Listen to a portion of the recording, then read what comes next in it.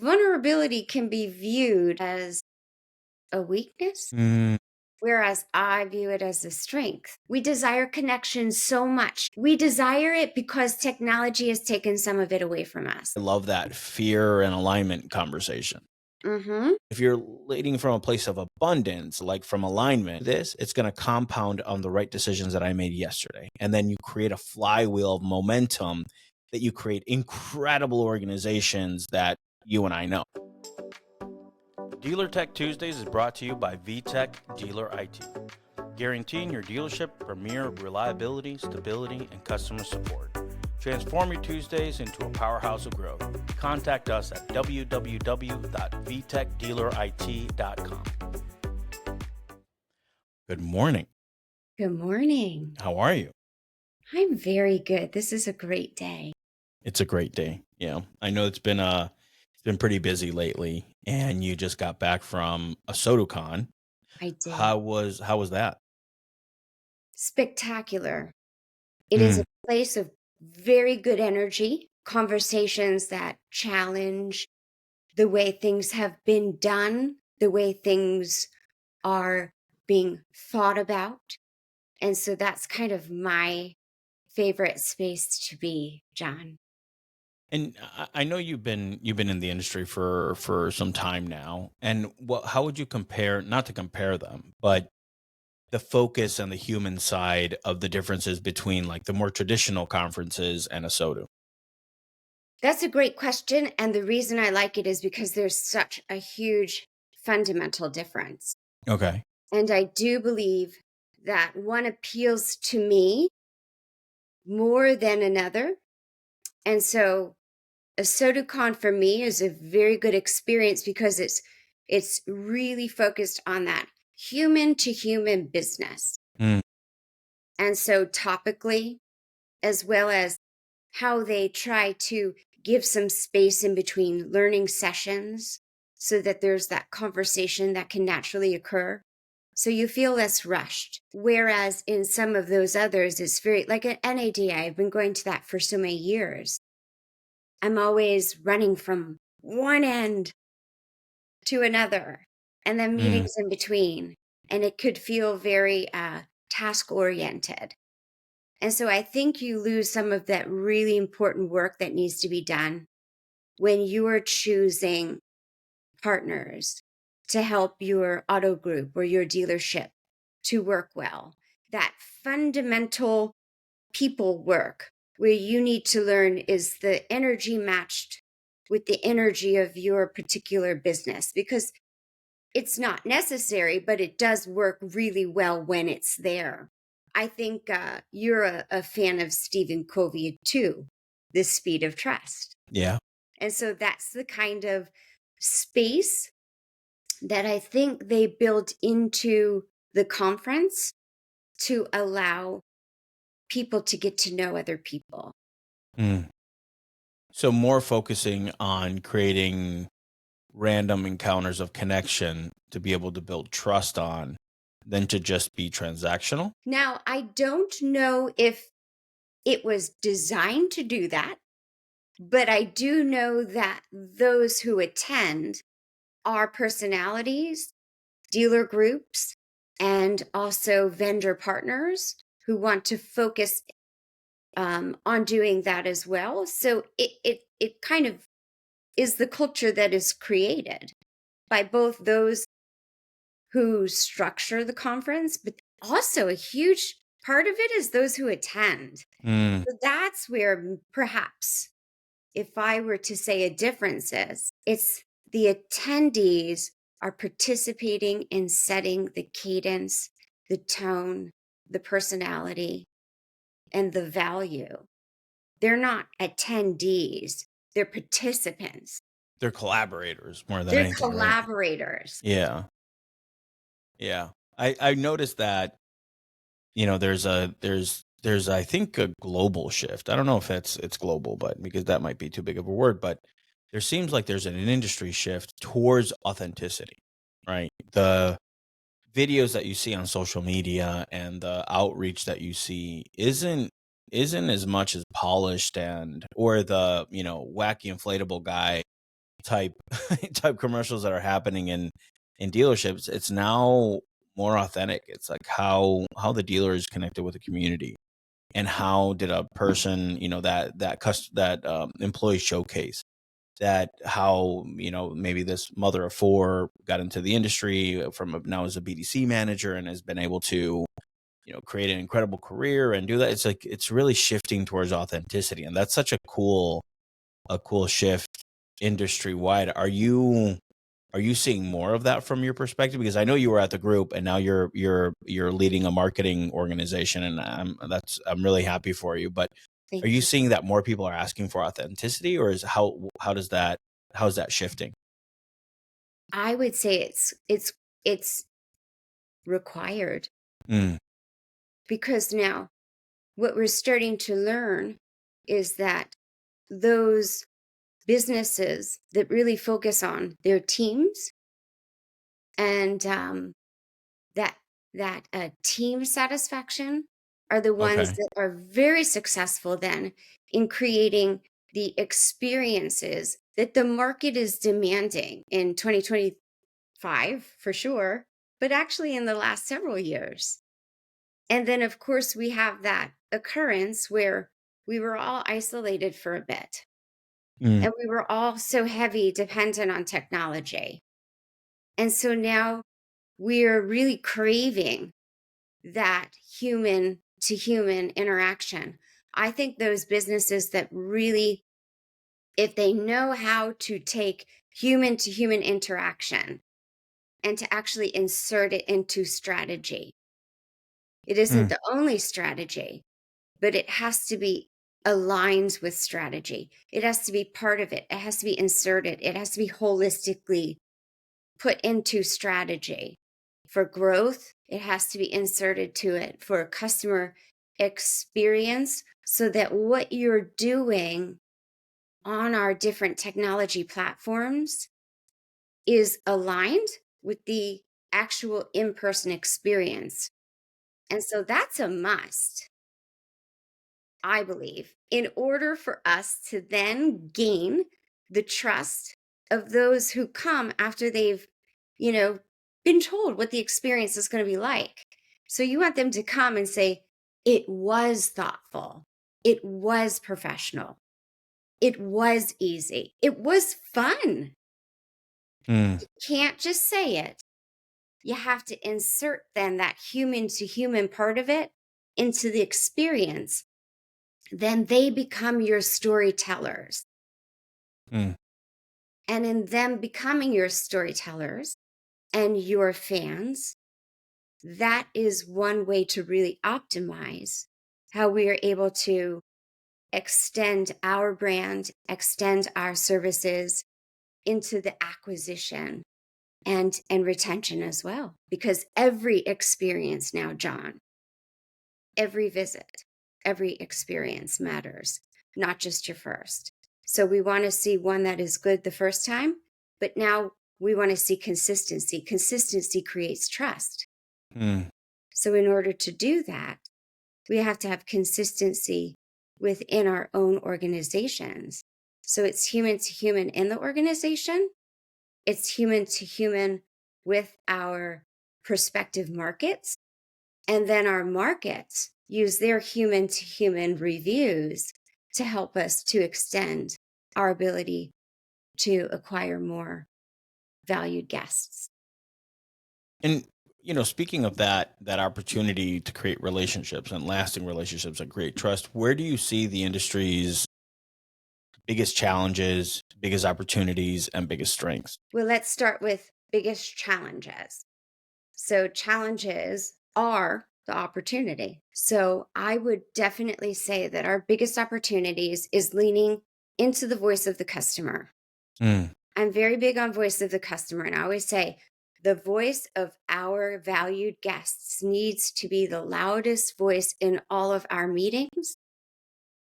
And that's not just your marketing brand meetings. It's not just your it's your operational meetings. So there should be that seat at the table for your valued guest's voice to be in that meeting. And so what that requires an interesting role within the dealership, one that isn't typical of those who create, an SOP strategy, do the training. You almost have to have someone who is able to separate themselves enough to be in the shoes of those who walk in to our spaces and interact with our people. It's almost like a distance. How do you pull yourself out of the day to day, out of the 30-day cycle? And how do you keep yourself clear about what it's like to walk into, say, a service drive and have your car serviced right before a big vacation Mm, and be on the other side of that advisor desk? And you have all this planning that you're doing and you're trying to coordinate this with the schools and you're trying to get it all ready, right? And now you have to come and you have to do this last thing. For us to not think that that's a high stress situation, and then to be greeted in such a way that now our stress is brought down. mm, But those are some really awesome soft skills that are necessary to add to the hard skills, the knowledge, of how operationally it works. And when you can add the soft skills to those hard skills, I think that's where the magic happens. And so I think the opportunity is to really start to focus on bringing in some roles where they're empowered. They speak for the voice of the customer. I don't even know what they would be called. We have the concept of customer experience management, and that is a necessary part of it, but that's not the whole part of it. So to try to imagine what this new role and to empower them also to be a seat at the table, representing and making sure that the voice of the customer is in the meeting, is in the decision making, is in the tech stack and how we choose, to put that together, is in the implementations, like to push it through into every part of a dealership. And then not just the dealership, but to take it and do a repeat and repeat as you want to then, push it through an auto group, which could be very geographically distanced. mm. So that's some heavy lifting. So whoever has to do that, that is where an opportunity exists. But whoever has to do that has to have uh, some ninja skills, soft skills. Yeah. And then also, I think that person has to encourage everyone that they can be learned and they should be practiced. And so that's kind of exciting news for all of us, because in that sense, it means that so many people can lead. Mm, And so I think that another neat opportunity is really opening up what it means to lead in a dealership or an auto group. And it may not be just your typical hierarchical, old school leading that is done by an operations officer or a general manager or a platform level person. Those women and men want to use their soft skills to teach their hard knowledge to more people so that they are able to duplicate all their efforts through others and then push it into the whole organization, because we're seeing, with the buy sells, just a massive growth in auto groups. And so how do you control that process? How do you make sure that, that the customer isn't lost? How do you make sure that the team culture remains strong? It's a wild time, yeah. Yeah. isn't it? The thing that I love the most is wild times are usually abound with opportunities for growth and change. Yes. It's like the old patterns are fracturing and almost opening up for what the new paradigm is going to look like. Agreed. Yeah. So Yeah. would you say it's important for us to recognize that, to talk about that, and to get real comfortable being uncomfortable? Yeah. Yeah, I think that uncomfortable is the new normal, and being adaptable and changing. And, with technology, what I've seen, we do technology, right? So with technology, what I've seen is that it's creating more real estate for the person to become authentic. But that version of the authentic self may be a broken version of that person. Does that make sense what I'm saying? That when you take away all the stuff that was like taking up all their time, what you're left with is, this person that needs a lot of work, right? And to say, as a leader, to say, oh, now that we're removing all this stuff, I have to give you the best tools to become the best version of yourself as well. So you transform from like the top down leader to this leader coach or a performance manager or performance coach that, some of the leaders that you and I know that are the ones that we admire the most approach leadership from that perspective, that they're this transformative or transformational coach, that they're like, thank God I met that person in that time of my life that transformed who I am. And we have this massive opportunity for that. Are you seeing something similar? I am. I have a very interesting take on that. So, if I can share from my personal experience, I think that would be best.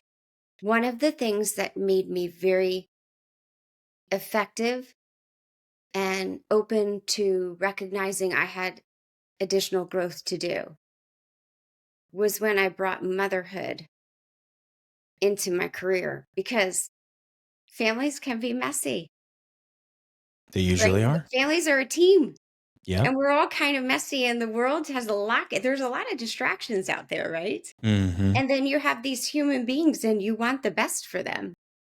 Yeah. And you want them to do well. And sometimes that means you want to jump in so much and you can't because you disadvantage them. And then sometimes when you pull back, they're upset. This is hard now, Yeah. Yeah. right? And you're like, yes.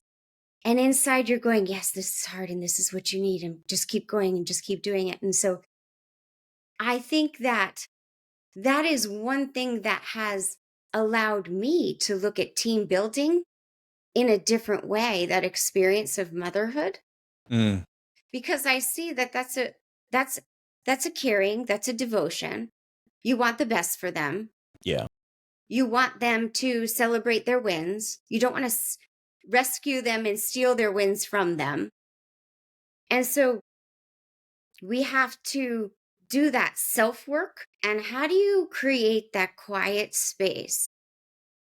How do you create that move away from adrenaline and some of those chaotic days Mm, so that that kind of work can be done, so that then you show up the next day or the next week or the next month incrementally better, time and again, right? yeah. Now, we don't have a choice with our own kids because you can't fire them. Yeah. You know what I Yeah. mean? Exactly. Exactly. Yeah.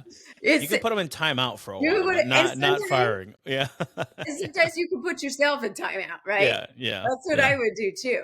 Yeah. Um, so I would say that when we start to look at our lives as a whole, when we stop separating ourselves out from how we are at home Mm, and how we arrive at work, I think that's where a lot of the authenticity can come from.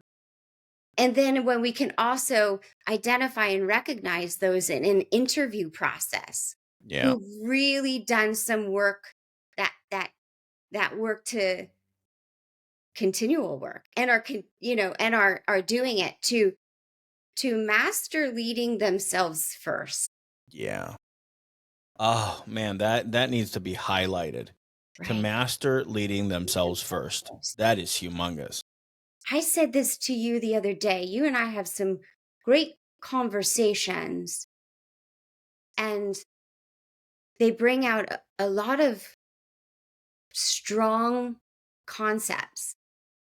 And I said to you the other day that the one thing that I'm really working on right now is the thought that if you are going to take responsibility for the path to success for other people, you're taking on that role and that responsibility to lead others in that way. requires you to do that deep, deep work of self-responsibility. Yeah. Yeah, that's like any lesson. If anybody listens to anything, listen to this part, right? Is to say the better you work, the more you work on yourself, the better leader that you'll become Hmm. at every single level. Because, and I think you touched on this lightly, is that you don't even have the space to see between to read between the lines. That you're so tied up with your own, baloney, right? That you're tied up with your own baloney that you can't even see the nuances and the intricacies and the fabric and the texture of the human dynamics that are in front of you. Hmm. And Hmm. that's emergent in some way. That, like, much like parenting, is like, you know, my son's off. There's something going on. Like, what's going on? And then you start asking those open ended questions, and you start prying a little bit, and you say, I know something's going on. You might not be ready to talk about it, but when you're ready to talk about it, let's talk about it. When you're ready, let's talk about it. And then you create space for the thing to come up, because much like much like something like a dream, when you try to control a dream, is the moment you try to control a dream and it disappears. I think management is the same way. Hmm. So when you and I talk about authenticity, we can't not talk about vulnerability. Yeah. That is a huge part. And that's very hard to do in the retail automotive space, To be vulnerable. to be vulnerable. Mm. Because vulnerability can be viewed as a weakness, Mm. whereas I view it as a strength Yeah. because there's so much going on and the cadence is so fast and the cycle is 30 days. And then you even start over after a victory, right? Yeah. That to be vulnerable, if someone hears that word, they might think it's like too much of a feelings word. We got stuff to get done. And Yeah. this is moving fast, Yeah. and there's no time for feelings in business. And I yet, think go ahead. that may come from like a scarcity mentality. It may be fear based rather than alignment based. And that's why I love that fear and alignment conversation. Mhm. If you feel that if you're leading from fear, you're leading from a place that if I don't do this, then this. But if you're leading from a place of abundance and or like from alignment, all of your thoughts are getting to a place of, if I do this, it's going to compound on the right decisions that I made yesterday. And then you create a flywheel of momentum that you create incredible organizations that you and I know. Mhm. Does that make sense? It does make sense. And that's where I would challenge very comfortably anyone who wants to take feelings out of the business. Mm. I would challenge them to think about what it was like if they could remember back to the very first time that they went in to purchase a car, because it is such an emotional experience. How are we going to take the feelings out of this retail automotive space? That's so funny. Okay. That's Cars so make funny. people's Yeah. lives work. Like, I Yeah. was without my car for 4 days. The first 2 days, I was like, eh. By the third day, I was like, oh my gosh. Yeah. That car is the vehicle for moving my life forward in the direction I want it to be, where I'm trying to go, what I'm trying to accomplish, creating the moments with whom I want to be with. Like, everything that's important to me really is designed around me walking out to my driveway, hitting the button, being able to get in, and going and doing that thing that I want to do. That's that's so funny that you bring up that point, because we're on Clubhouse every morning, right? Like, we're always talking about this stuff, and some of the leaders that we know talk about, it's an illogical purchase. It's a purchase that's completely based on feeling, right? Like, how is this going to make you feel? What can you do with this ability, right? Like, it's Yes. all feelings based. And then when it comes to management, it's no feelings are allowed. Right. this is a double bind, right? You're damned if you do, damned if you don't. If you bring feelings into it, then he's like, oh, you're leading through feelings. It's like, well, what if it's about leading through the appropriate feeling? That's right. And so when you mention challenges and opportunities, I think that one of the opportunities is for us to recognize that if we are able to talk about feelings the right way, if we are able to bring them into our processes, if we are able to integrate and stop denying this ridiculously human part Mhm. of retail automotive, we are going to knock it out of the park Yeah, I think because you're. we desire Yeah. connection. We desire connection so much. We desire it because technology has taken some of it away from us. Hmm.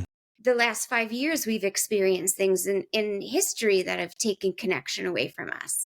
We desire connection so much. And connection can't occur without that level of vulnerability and without authenticity. You know when someone's not being authentic to Yeah. you. Yeah. Yeah. Yeah. Or they're distracted, or they're not connected, or they're not resonating with what you're saying, Mhm. and that happens. And most people are like, I think the more wounded you are, the more vulnerable you are to getting hijacked by different things. Does that make sense? So it's like, if you are, and when the feelings conversation comes up, I'm like, I'm like, feelings, feelings, feelings. Like, let's lead with feelings. But immediately my reptilian brain or ego or whatever is being like, no, no, no, feelings doesn't have any place in this. Because I have a fear that if you talk about feelings, people's definition of feelings will be the wounded parts of themselves. I love this. And we're going in a really good direction because maybe, and I'm one of those words matter people, right? Of, I give a, when I am listening and communicating, I give a lot of heaviness to the word choices. So Yeah. let's think about that word feelings, right? Maybe that word feelings means different things to different people. Yes. So here's where I'll clarify what I think of it as. And then I want to hear your version because you'll even see in our two, they're different. Mhm. And so if we're communicating, whether it's you and I, as as industry professionals, whether we're communicating with our partners within our organization with teammates or with our valued guests, we have to recognize we are not bringing the same meaning to the same words. Yes. So how about feelings? Let me talk about feelings from my perspective. I go deep with that word. When I think of feelings, I often think of the emotional language that I was raised in by no choice of my own Hmm.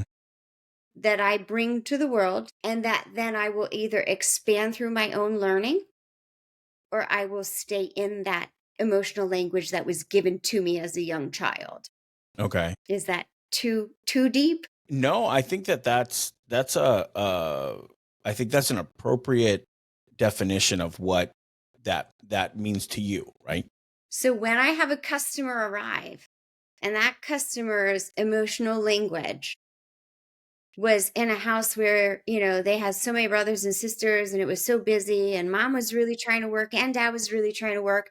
They were kind of on their own, right? And they had to figure things out, right? And they didn't necessarily have like a strong foundation of a rhythm structure. Yeah. They might be always looking for safety, so they're going to bring a feelings into every conversation where their one thing they want is to identify that this is a safe conversation and that this is going to be a place where they could make decisions and trust the person they're dealing with.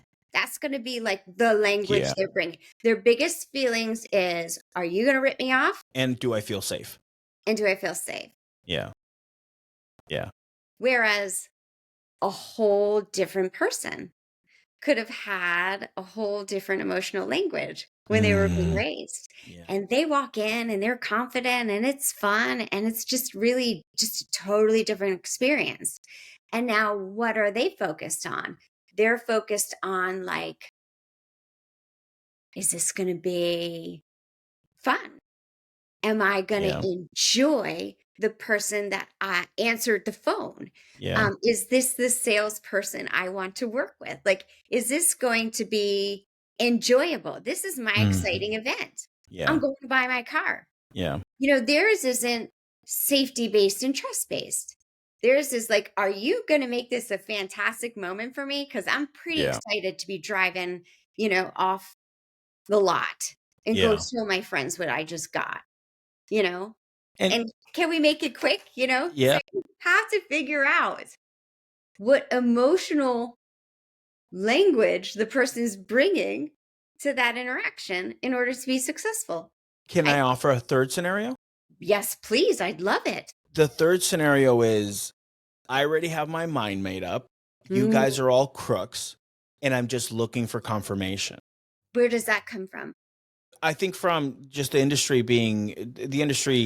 Okay. reputation is that it had it for a while, but there's some people that come preloaded with their cassette tape, right? They're like, I'm dealing with a car dealership, so I'm loading my playbook already, emotional playbook, my Mhm. feelings playbook already. And I Mhm. think this kind of speaks to the scenarios that we're talking to. And the only thing that the salesperson has to do is just make the customer right about one of those things, and it validates their whole playbook. And so I think the beauty of it is that if you have salespeople that are authentic, connected, been trained on asking open ended questions, finding out what type of buyer they are. Right. We talk about people like doing disc assessments, or, this person's a green or a blue or a red or a yellow or a polka dot or Or an sparkles or animal. whatever thing they are. Right. And then Right, you right, say, right. I have enough emotional flexibility Yes. because technology has provided me with the space to do that. I have enough emotional adaptability, Mhm. resilience, adaptability, nuance that I can, if you're coming to me as somebody that's looking for safety, I can adjust to safety. If you're coming to somebody that's looking to complete that, I'm going to create the most incredible customer service experience that I can be the pattern breaker for you. Maybe Yes. you're coming into a person that says, I'm going to make this fun. I'm going to make this the funnest thing that you've ever been through. So I know I have a Rolodex of playbooks as a person that's creating incredible customer engagement experiences to say which playbook am I going to use in my Rolodex to create that deep, deep, meaningful connection with the customer. I love that.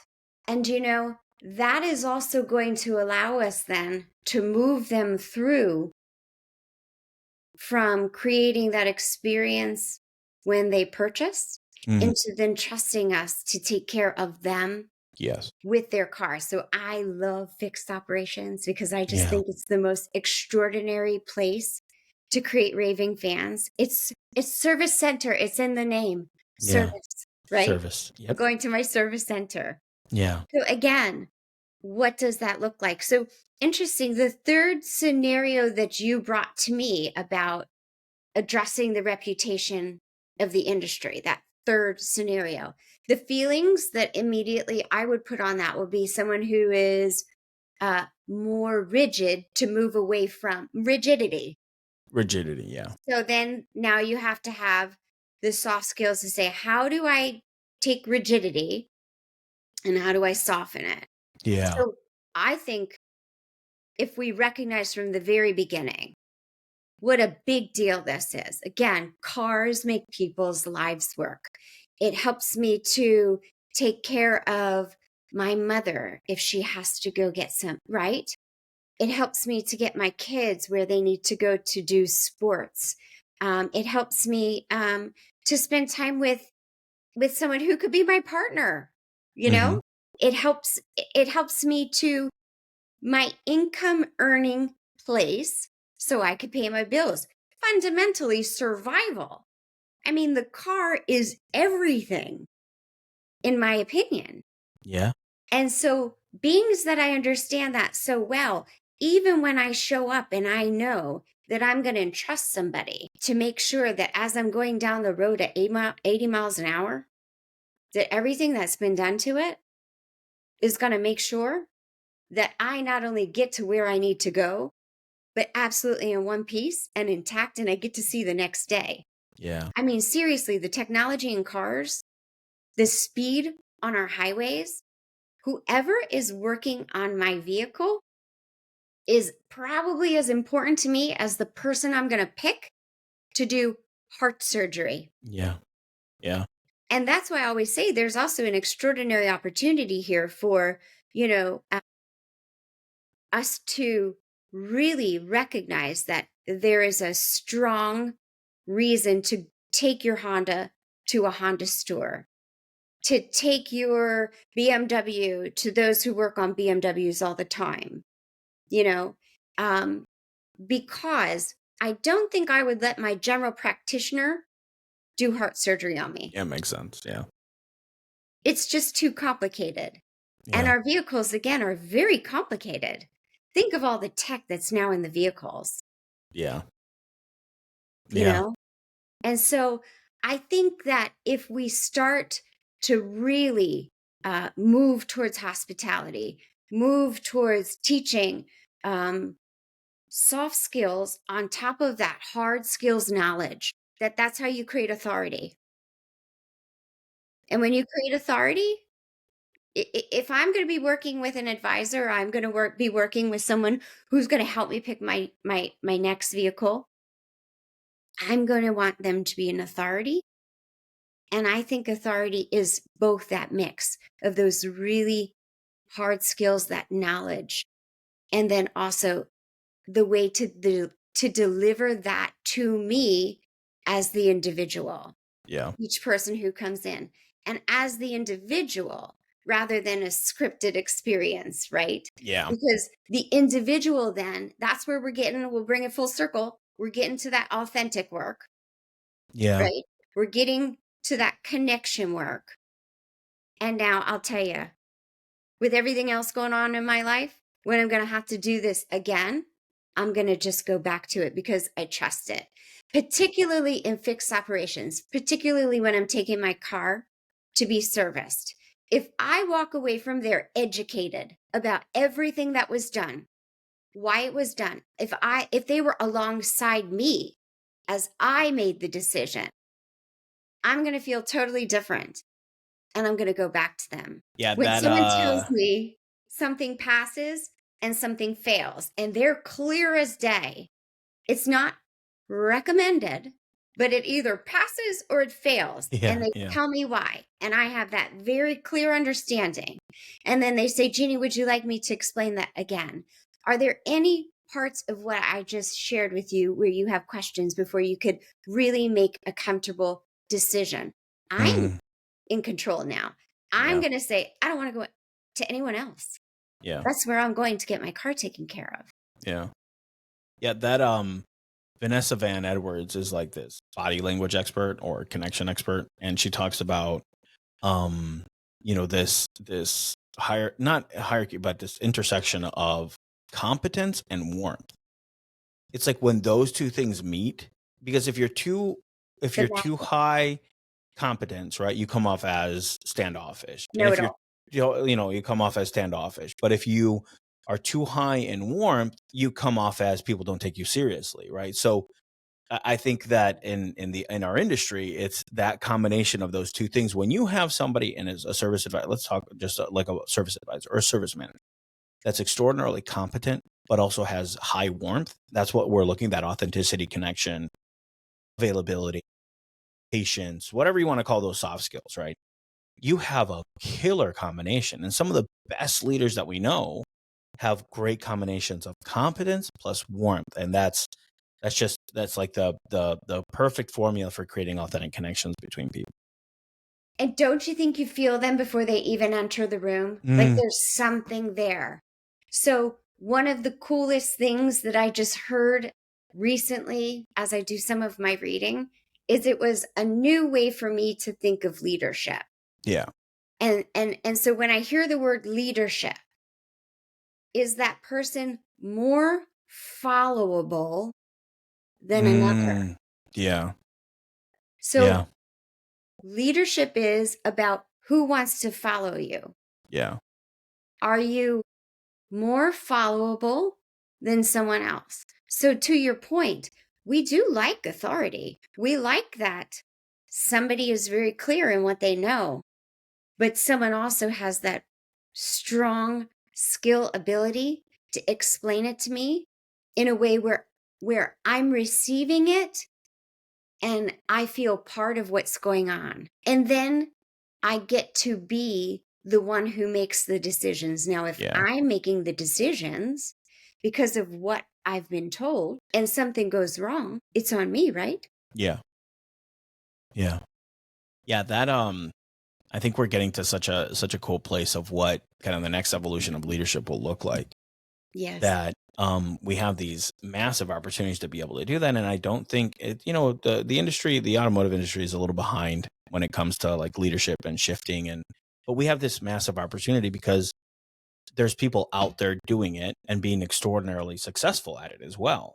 Mm-hmm. And to really understand and the point that you said earlier is like on a leadership level, you know, that same I just listened to the podcast, so that's why I'm all on it, right? So she said that if you surround yourself by high achievers, you'll become 15% more effective. But if you surround yourself with low performing, people, you'll be 35% less effective. But Mm-hmm. I think leadership has the same effect. Is that the lack of a better term, the essence, the magic, the resonance, the whatever you want to call the vibe of the leader permeates throughout the organization. Yes. And it does have like an echoing effect throughout your team. And so the more the leader is connected, the more people that are connected they'll attract.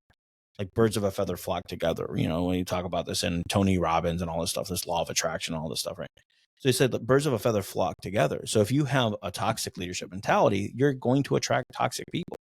If you have an authentic, connected, effective leadership mentality, you're going to attract people that are of that same ilk. And I think that there's such a humongous opportunity. And that's why I do like the so do love people more than cars. Because if you're leading with love, if you're leading from the heart, if you're leading from a place of connection and authenticity, then anything's possible. Right. And it's Mm-hmm. like I saw Patrick Abad and I always name Patrick in this process, but it's like 35 families moved from Tampa, Florida to the middle of nowhere, Georgia, because of his leadership style.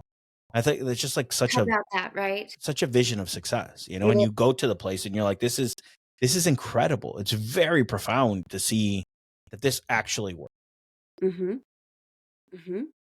And that's why I think that it's real important also to start doing that vision, mission, and values work Yeah. in dealerships, in auto groups, and then figuring out who is this new role that can then duplicate and duplicate and duplicate and push it into every corner of the spaces where we spend our time.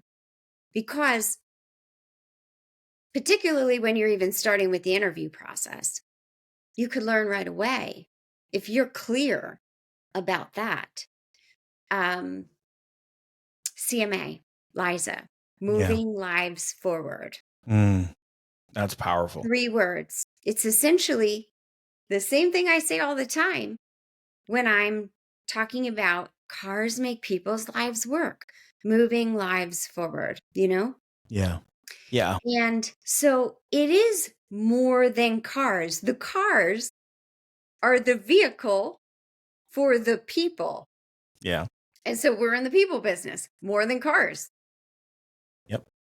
Yeah. I think that there's something to be said there about leading, and that's leading through feelings, right? But those feelings have to be available. You have to be emotionally available. You can't be emotionally cut off, or you can't be emotionally stunted. Hmm. So, shifting the conversation a bit, what have you seen now that I know you were extraordinarily effective at a dealer group and you were there for a long time, but what have you seen now that um your vision has opened a little bit and you've seen probably a lot of different operations? What are some of the things that have popped out for you that make you really exciting? That make you really excited? I see the opportunity for us to fundamentally change the reputation of the industry. I see the opportunity for it to become a really enjoyable, memorable experience. I think that you can create memories. I've seen memories created inside of dealerships. I mean, it really matters. It's meaningful work for everyone there. And who doesn't want to go to work and do meaningful work? Yeah. And so when we think of moments and the tiny little moments that we can create for other human beings inside our dealerships, I think that you can attract a different kind of person, a purpose based person, who's going to really see it as a career and an opportunity to stay there longer. And I also think that we're going to really shift the direction and the experience that is had there. You're going to start to see it. Well, I mean, I think we already see it. There's, John, there's been a review culture for 10 years now, Yeah. right? We can't. Yeah. There's a consumer review culture. We don't have to have focus groups anymore. No. We don't have to pay for surveys anymore. You know what I mean? Yeah.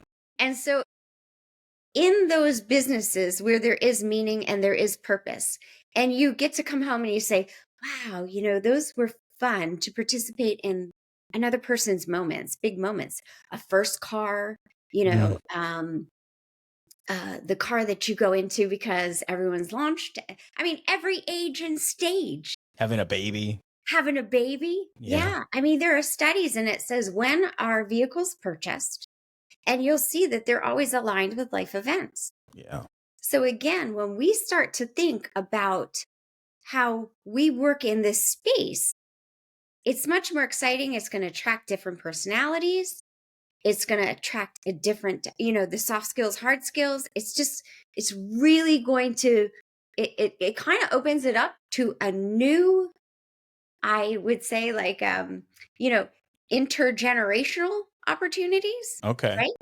So the young people working with those who are, in their 60s, coming together, talking about approaches to these different things, so you have ages and stages and all kinds of people and the different ways they live. And I just think I love this space. It's a great space. I started in a very structured role in it in digital marketing. And then I moved into, I would say, marketing and brand. And then I recognized that I couldn't even be effective without understanding operational language. And then I recognized that, and now we have to take operational language and the brand, and we have to bring them together. And now we also have to look at how everything that we say in, say, some campaigns, which are advertising, how is that reflected then on the inside? So again, your online and your in-person experience come together Oh and yeah. merge. And Yeah. in all of these things, there's new technology, there's new vendors. Car dealerships are technology companies, That right? is true. And Yep. we're service companies, and we're hospitality. Even if that hospitality means I want it to be done fast, or I don't even want to come to your place. I want you to come to my driveway and do it. Mm-hmm. There's so many different ways to make this thing unique and exciting. I think more than ever before. Yeah. I know that Yeah. was long-winded, but I get I get so very excited about this because it means it will attract different talent, different minds. And whenever you have movement like this in a particular industry, I think the possibilities are just extraordinary. Yeah. I completely agree with you on the fact that, it's kind of boundless of what the It opportunities look is. like, and it's Yes. ours to mess up or make incredible.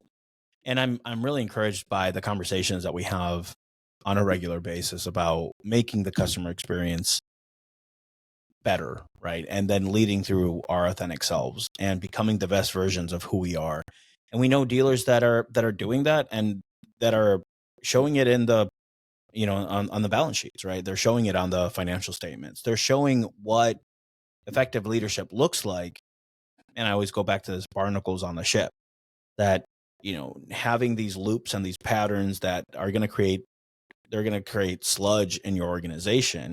Like, how do you take that stuff out, and how do you keep removing those things to get into an alignment and get into momentum, get into a flywheel effect organizationally, that you keep attracting the same people that are in alignment with you. And I know that you have that vision, and it's really exciting to talk to somebody that also has that type of view into things, and what the future of the industry is going to look like, and that you have a group of peers as well that think that way. Tell Yes. me a little bit about the peer groups that you're involved with, and how that's transformed the way that you look at things. Well, and I think that's why I brought up Liza and moving lives forward, is because involved in her women's development training group called Engage Women Auto. Okay. And so we work with Danelle Delgado, and we go through a 52-week training, and it is specifically about leadership. Oh, that's beautiful. It's about discipline. It's about self-responsibility. It's about becoming an asset to others. Mm. It is about finding joy. We don't think of joy as a necessary part of leadership. And yet, who wants to follow someone who's not joyful, right? Yeah, yeah, yeah, yeah. They're like a wet towel everywhere they go. Right. And you it's know. about also just bringing a grateful heart to work. Mm. Yeah. So there's so much work that we're doing in this group together, and it's a little over 50 of us.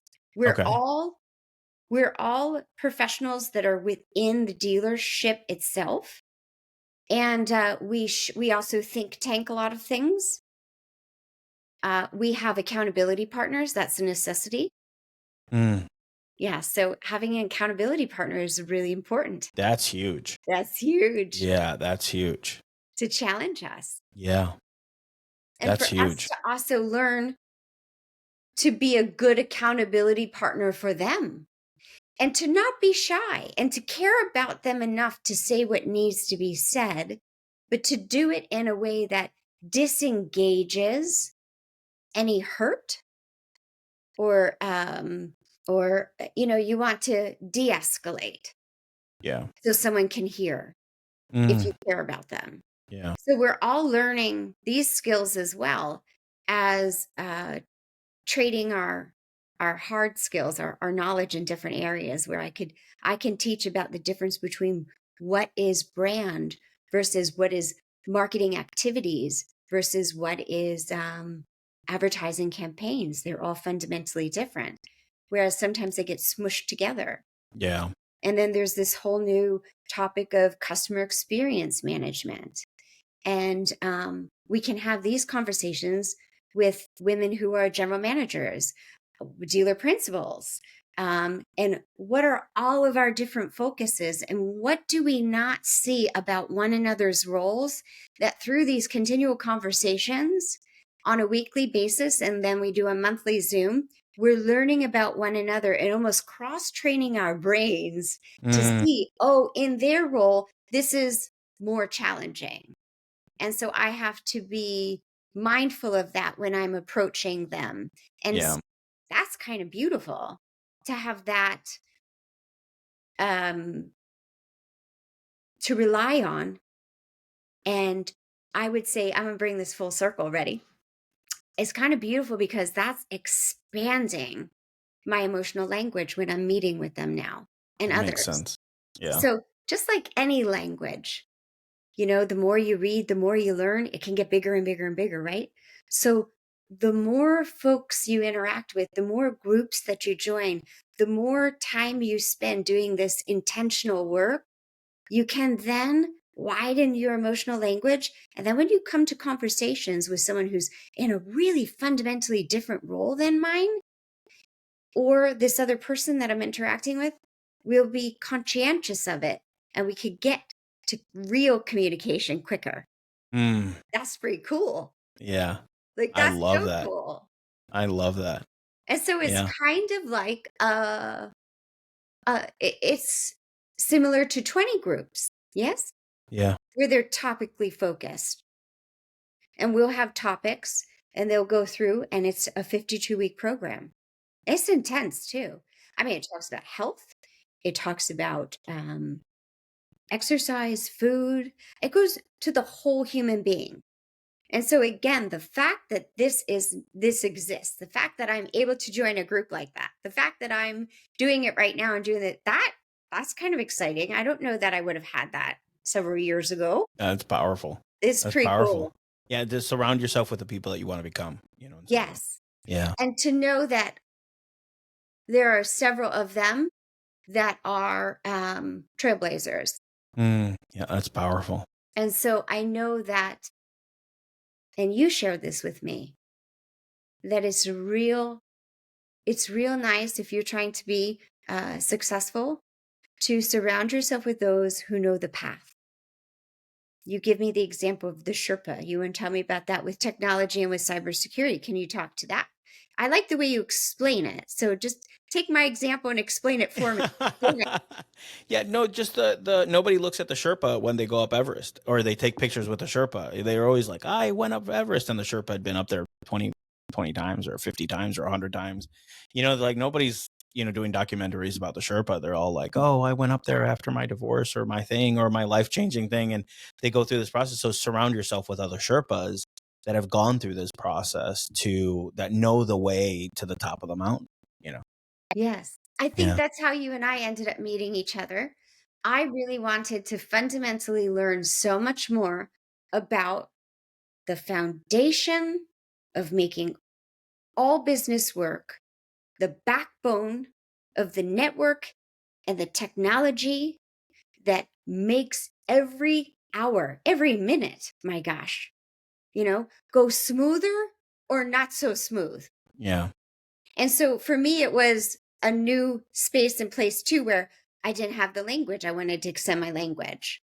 And I knew you were the gentleman that could walk me through that. You are my Sherpa. Yeah. And now I'm learning more. And as I learn more, that means that even in my group, I can become an asset. Mm, Now, you see, yeah. so we pay it forward. That makes sense. So these are really important groups to be involved in. I'd say if there's one thing that a lot of professionals need to do, I call them gardens. I know it's a funny thing, but if you have only one or two gardens and there's a drought, like you're in trouble. Oh, yeah. Yeah. Yeah. So you have to have multiple gardens that you till the soil, you plant the seed and you fertilize them. And so in our professional lives, we have to have those groups, those community events. We have to have our hobbies. Like we have to really do that work so that we could bring, as you were saying, the whole person, Yeah. this different kind of best version of ourselves Hmm. to work. And it's real easy to get stuck in just, I'm an auto and that's all Yeah. I am and that's all I do and I'm one dimensional. Well, now Yeah. what happens if there's a fundamental change or you have to shift for a little bit? Where's your identity? You've lost you, Yeah. right? And so I think it's real important that one of those gardens is like a networking garden, Okay. a group, get involved in groups, hop on Clubhouse, whatever you need to do to get involved with other people whose language is so different from your own. But then you kind of grow yourself in understanding a greater version of how this retail automotive works. It's complex, it's exciting, and yet it's simple at the same time. I don't know why that is. Yeah. It's like, Most things are, right? yeah, it's like a symphony, right? Yeah. Yeah. Most things are. Most things are complex, right? And that's I think understanding uh, dilutes complexity. And that's, I think, essentially what you're doing is that as you level up as a leader, the more broader your understanding is, the more you can collaborate.